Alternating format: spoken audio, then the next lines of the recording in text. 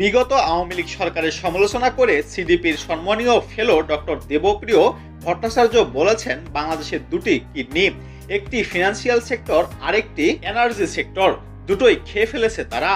দুপুরে রাজধানী মহাখালীতে policy dialogues and financial and economic রিকমার্স ইন বাংলাদেশ শীর্ষক সেমিনারে তিনি এই মন্তব্য করেন।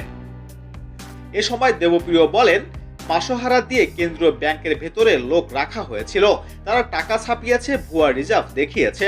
ব্যাংক চালানোর মতো যোগ্যতা না থাকা সত্ত্বেও এমন ব্যক্তিকে ব্যাংকের অনুমোদন দেয়া হয়েছে। আমরা মধ্যম আয়ের ফাঁদে পড়ে আছি। উল্লেখ করে তিনি বলেন, রাষ্ট্রের মেরামত যদি না হয়, 2 পয়সার সংস্কার করেও কোনো লাভ হবে না। অর্থনৈতিক স্থিতিশীলতা আনা না গেলে সংস্কারের পথে এগোনো সম্ভব নয়। পাশাপাশি অর্থনৈতিক স্থিতিশীলতা আনার পর যদি দ্রুত সংস্কার না করা যায়, তাহলেও এগোনো সম্ভব না বলেও মন্তব্য করেন ডক্টর দেবপ্রিয়। উন্নয়নের বয়ানে ব্যবস্থা করা না গেলে এগোনো সম্ভব নয় বলে দেবপ্রিয় বলেন, বিগত সরকারের আমলে প্রবৃদ্ধির তথ্য ও উপাত্তে মারাত্মক সমস্যা ছিল।